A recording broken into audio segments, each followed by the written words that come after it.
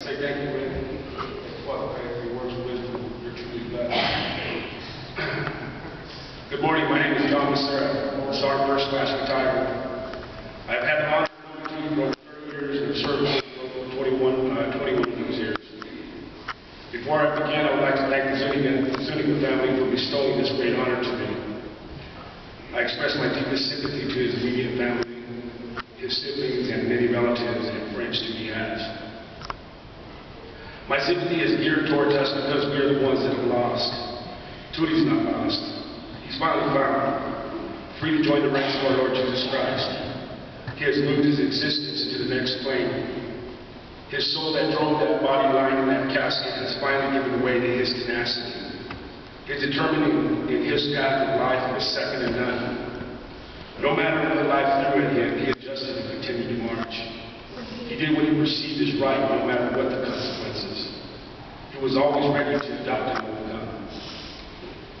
We all recognize Tootie at every family function on how he was always willing to do whatever he had to make the function a success. Some of the things not everyone saw was how he supported to the end. Every event his brother George produced, Tootie was there to help in any way he could. He waited until he saw all was safe. He would not leave until his brother told him, "All is good, bro, we can leave now." He never asked for anything in return. He was just happy to be there and be part of his brother's ventures. You see, that's how Tootie expressed his love. His biggest challenge came from his own memories. If he would just stop caring.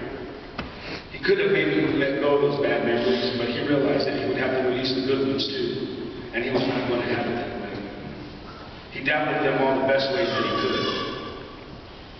I'm here to tell you that I am one of the many that is very grateful that a piece of his best was given to me and demonstrated to me in so many ways that I couldn't possibly tell you about them all.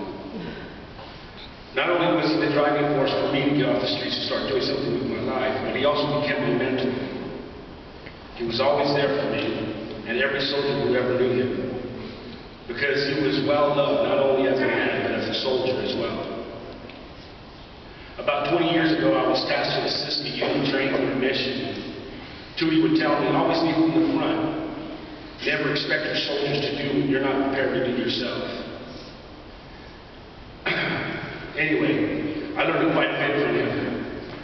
I led a squad of about 14 soldiers with clear instructions to link up with a specific unit. After getting there, everything went to crap and I had no options. I had 14 starving soldiers, freezing cold, and no one willing to support us. Out of desperation, I left the soldiers in a mock shelter and went looking for help. As I walked in hopelessness, I heard, "Hey, Big John, where are you going?" I turned in hope, and to my relief, it was Tootie standing there like an angel. I scurried to him like a child to his father and just started burning everything out in the jungle. I expected him to hit the roof. But instead, he stood there and said the words I knew weren't the first or the last. As he had that quirky smile on him, he said, "No problemo. Don't worry about it." I said, "What do you mean, no problem? Don't worry. I have soldiers suffering out there." He started to chuckle. He said, "Get those soldiers and bring them to these barracks." I tried to explain everything was locked up, and again, he looked at me with that smile as it became a straight face. And he said, "Do you want to take care of those soldiers?" And as I nodded my head, he said, "Then get them there." As we all approach the barracks, he pulls out some keys and locks the doors, giving my soldiers fresh pairs of clothing, turns on the hot water, and tells me to tell the soldiers to shower.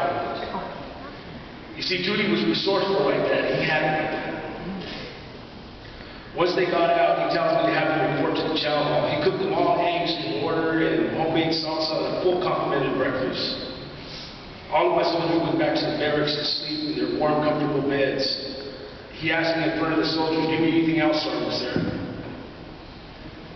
As I stood there, my soldiers were looking to hear my response. I immediately flashed back on how Tootie stood by and watched the joy of every soldier as they were being taken care of, coming by me and making remarks of gratefulness. How he quietly stood there, watched, and directed all soldiers' praise back to me. I realized what he was trying to do, and it wasn't going to work that day. I looked at my soldiers and I said, "I want you guys to meet Sergeant Marcus Zuniga. If it weren't for him, you guys would have had a horrible experience. Let's all give him a big pour and a round of applause.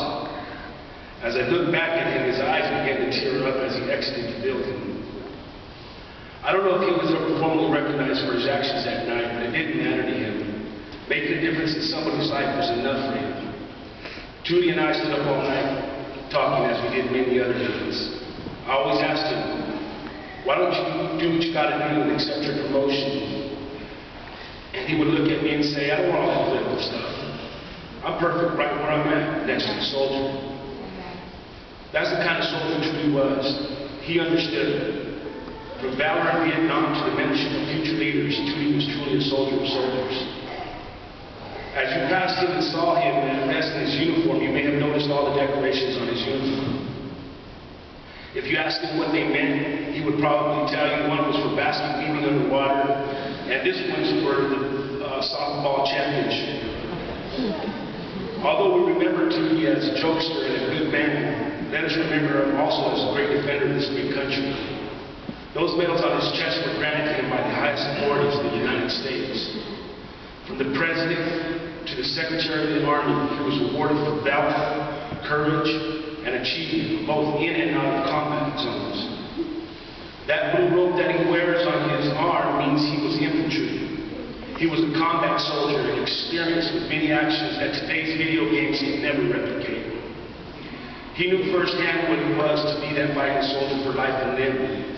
That's why he shifted his energy into supporting the soldier as best as he could. He learned to appreciate every moment his life gives us, and that is the Trudy we remember. The Army suffered a great loss when he finally retired, just as we all have suffered a great loss in life with his passing. By now, we all know he would not want us to be sad. He would want us to continue the march, to face objectives with our head high, recognizing solutions, not problems. As we all heard so many times before, no problem, no worry. As we lay him down to rest later and the bugle sounds and the shots fire through the air, let it be known that Sergeant First Class Arthur P. Zuniga is a hero and recognized as such by the greatest authorities in the United States of America, as well as other foreign countries. Thank you, Trudy, for all that you were to everyone who knew you. May God bless you, Trudy. Go with God and prepare the ranks. We will all soon be there.